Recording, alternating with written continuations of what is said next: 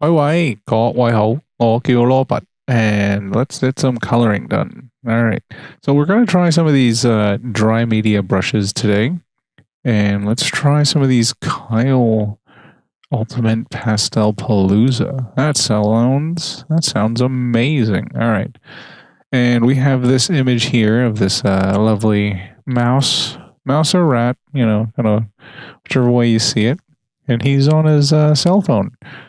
How very fitting. Shall we make him?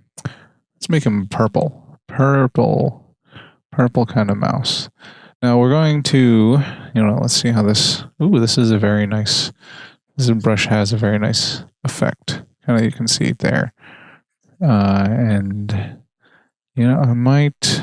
You know what I'm going to do? I'm going to first. I'm going to go back and use one of these hard brushes, and we're just going to kind of do a general coloring first, and then from there, let's turn on the tablet. Yeah, there we go. The sensitivity, I guess. And from there, we'll just kind of fill this in, and then let's play a bit with that nice kind of spackle brush when it comes time to kind of create some kind of shading. There is probably going to be a bit of fur on this mouse, so we're going to try to create that kind of illusion. But of course, first now we're going to give it that base coat, the base coat color. You know what? Maybe it's a rat. I think it was a rat. It's all slowly coming back to me now. This was actually a rat that is holding a cell phone. This was inspired by a rat that I remember from, from times when I was communicating and interacting with a lot more of the general or the working population. And what happened was that there were complaints about individuals, actually not against me, however, it was against colleagues of mine being on their phone all the time. And that is it's probably quite a common complaint. A lot of people would say, they're on their phones and they're not doing work with quotation marks. However, the mood that I got from the rat, the little pink nose, it's pink nose rat, was that even though there was a bit of animosity, I guess is the word, in complaining to be done. Let's pink up his hands. That's much better. The truth is that these cell phones that we use, kind of everyone uses. I mean, there is always that in an emergency, you need that constant connection. But more importantly, as I've been playing a lot more with social media and kind of getting systems in place so that you're kind of keeping whoever follows you informed and creating content that people can consume and absorb, then the truth is, you know what? Maybe we are on our phones a lot now, and it's not necessarily a bad thing. Too much of anything, like excess of anything, is borderline. What we consider healthy. Even someone who's excessively healthy, there's always that bit of that doesn't seem healthy. You don't. What do you mean you don't need chocolate? Okay, we have an issue here with my mask. That's why. There we go. Ooh, I do not like what's going on here. So let me erase around here. I made a bit of a mistake before I started, and I kind of rushed in and did not select the appropriate mask. And that's because I was rushing, of course, and trying to dive in. And this is a good example of taking a breath and doing things slowly is probably a lot better or you're more. What is the word? You're definitely more prepared for whatever happens when you have a calm and collected mind.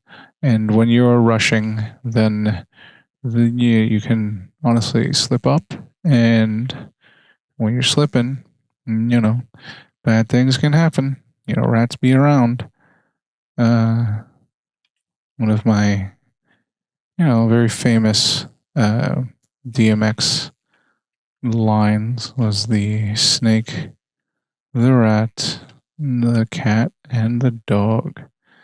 And how you gonna see him if you're living in the fog? And that is true. Much of our perception of things are foggy when we are not at our clearest. Okay, there we go. That's much better.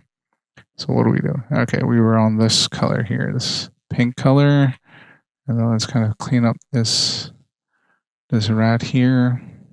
And let's see, let's kind of go around, make sure we got everything we need. Get those hips. And then go on. I am, slowly working towards, I'm not too sure what. I do enjoy doing these kind of coloring.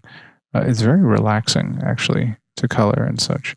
But I do believe that they are kind of nice. I mean, I get to go through oops, there we go.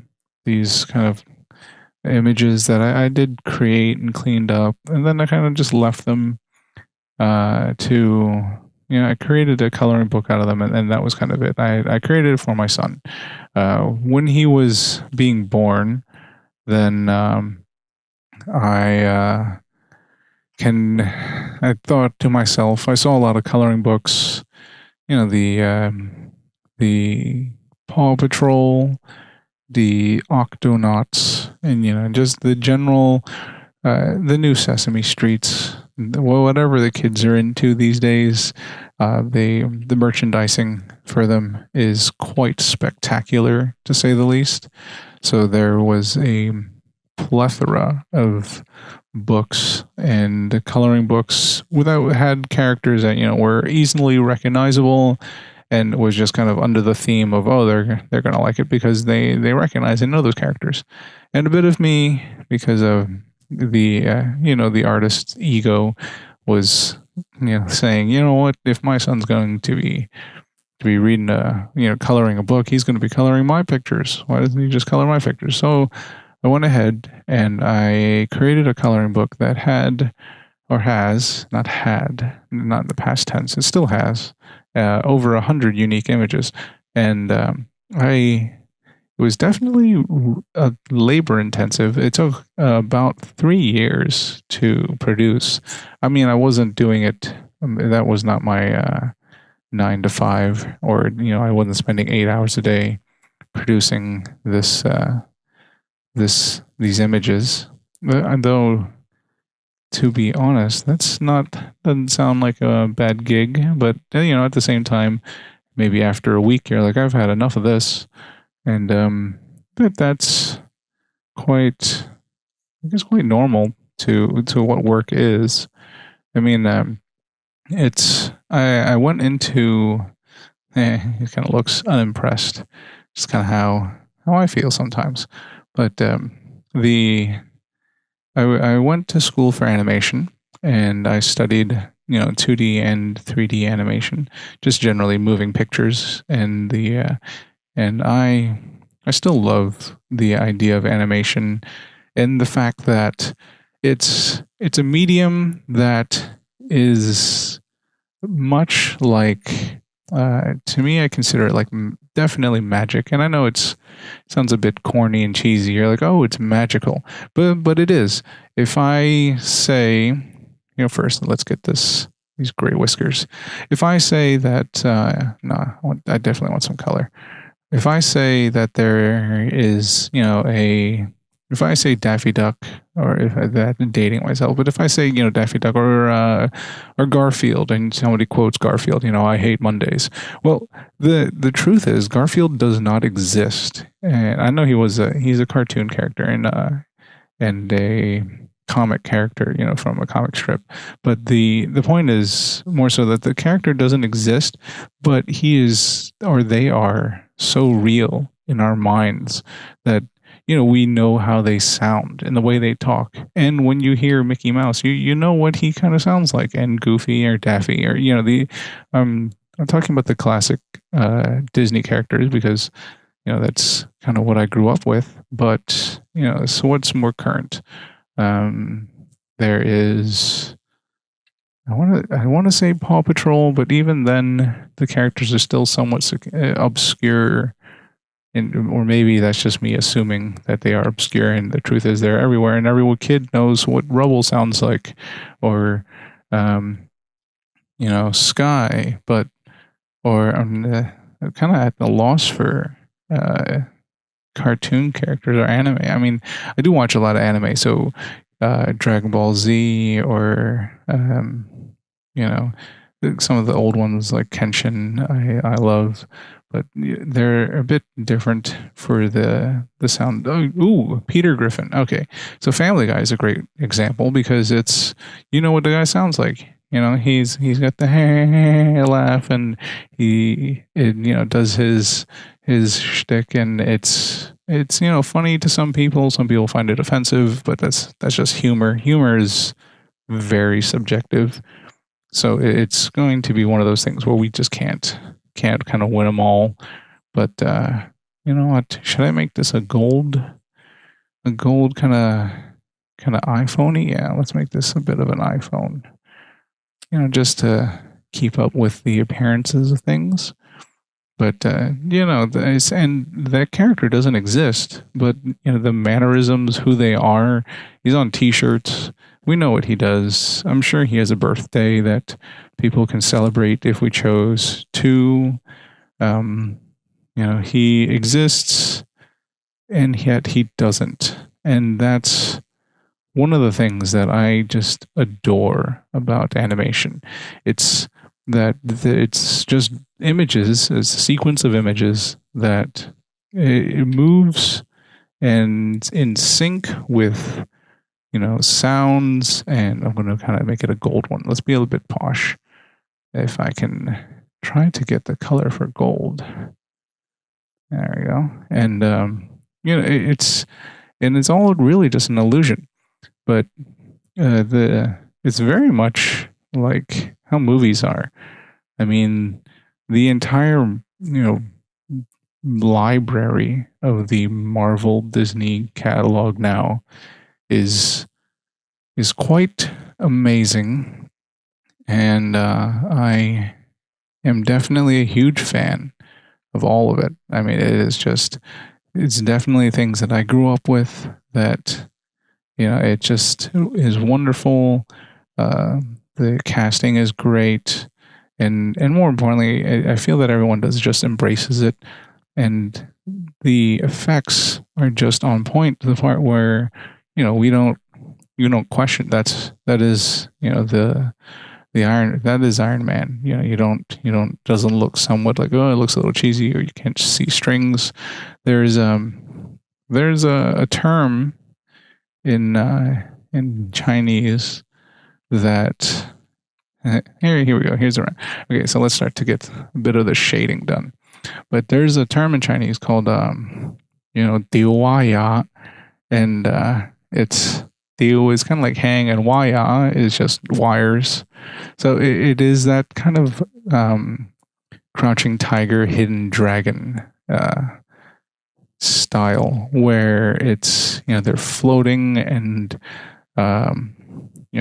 there's a move, 水上漂.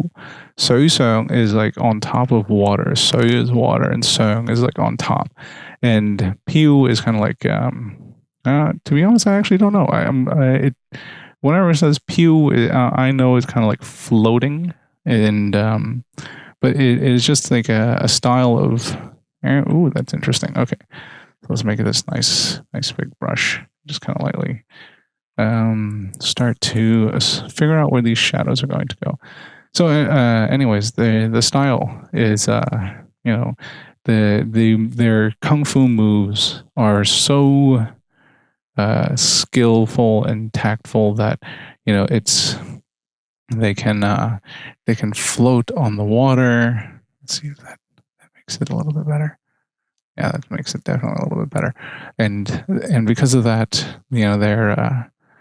they can float on the water, and then back then they would have to use wires to hang these people up, and then of course that's where diwaya, like that's where that kind of term came from, and because of that, that's where that style of movement and I mean you don't notice it anymore. I mean they can create such great effects that you don't really notice any of the effects actually happening. You just as if you can completely ignore the effects, that's honestly probably the better part. It's almost one of those, if nobody knows that it's there, you've done a very good job, and which is kind of a sad thing for the VFX community, because there's definitely a lot of work involved to create these effects,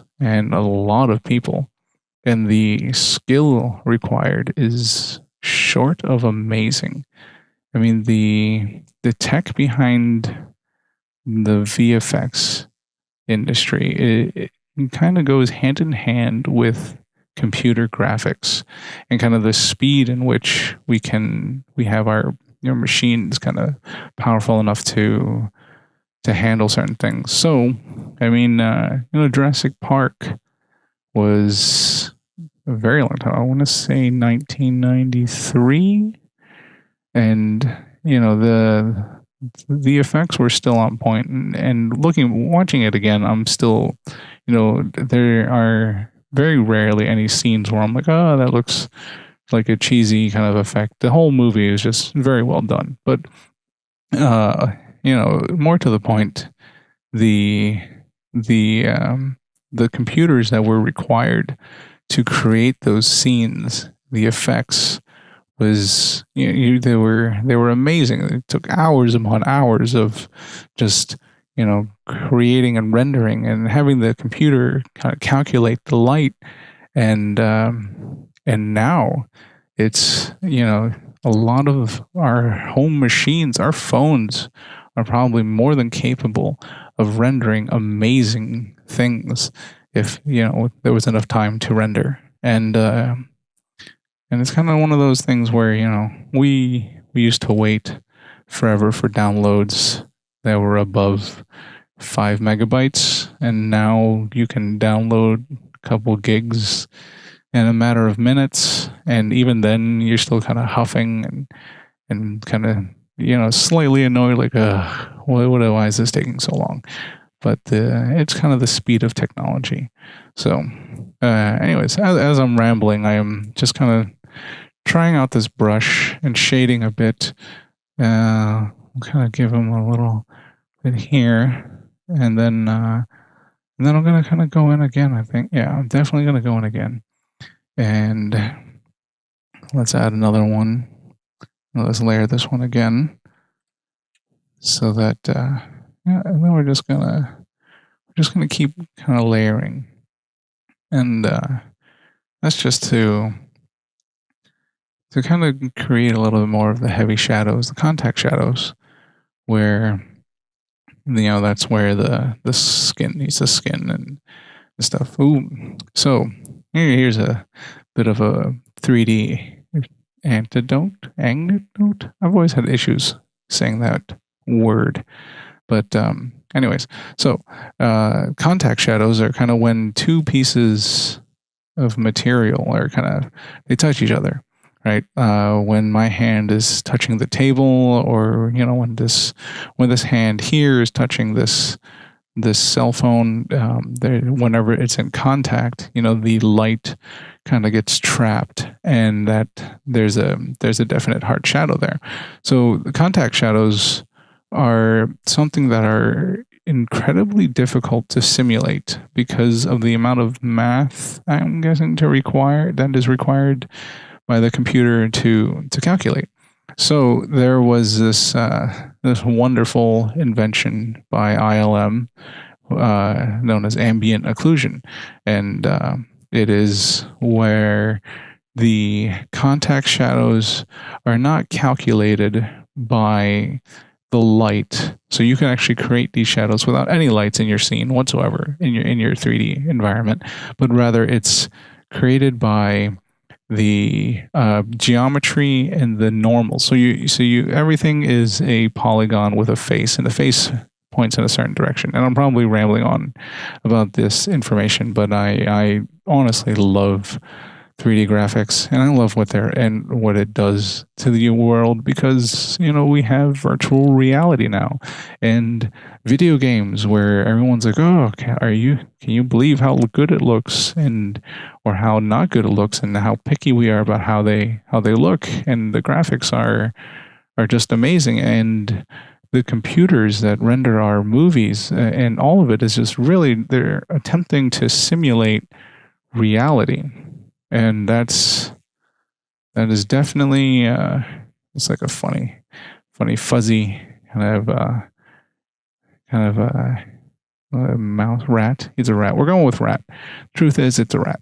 I drew it because it was a rat. You know, I felt like there was a rat, and I had the urge to draw it.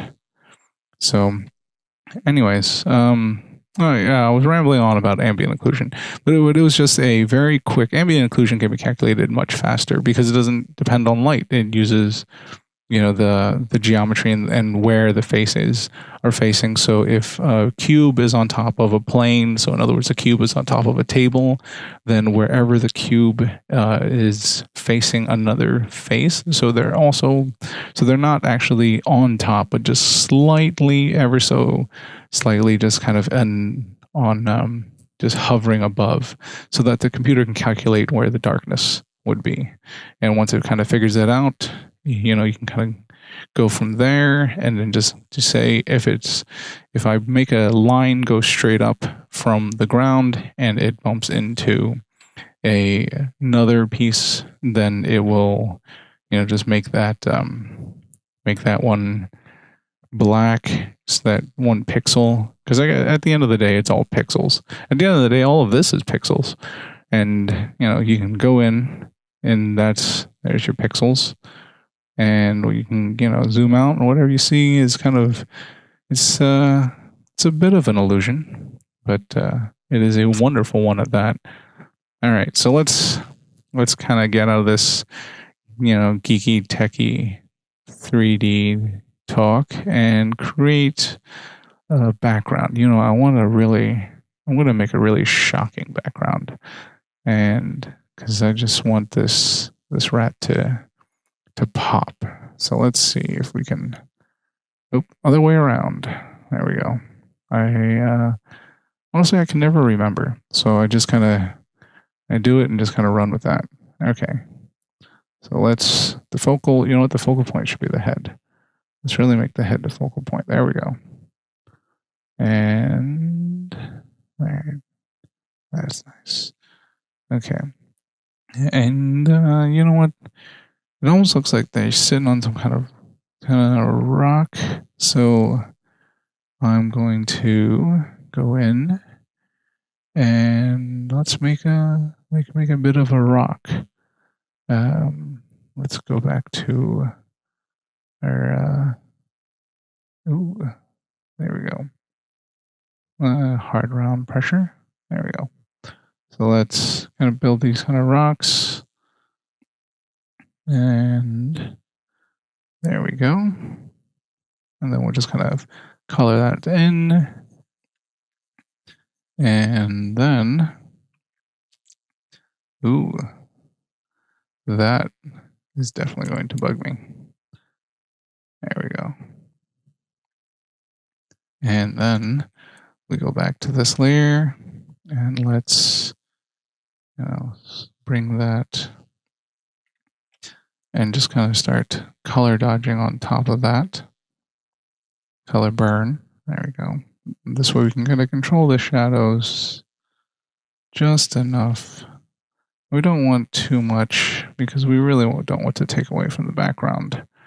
So let's kind of, kind of move it around a bit here. Move it around a bit there. It looks like the lights are kind of coming from two different directions. But still, it's got a bit of a backlight to it. So let's kind of go with that. And there we go.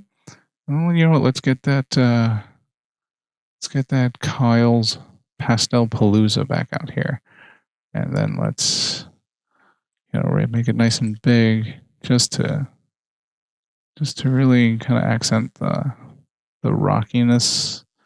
Maybe he's sitting on a rock. Maybe he's just sitting on who knows what this guy's sitting on. Let's kind of keep the colors, inside the break point. There we go. And anyways, that's that. There we go. And there's the rat. So I hope you enjoyed this. I kind of like how the softness and kind of like the looseness of this texture right here. It's kind of nice to use the other brush to do those things. I hope you enjoyed my rambling on about computers and my affinity for graphics. I definitely like them, but and we're drawing on the computer. So, anyways, I hope you enjoyed this. I enjoyed it, and I'll see you later.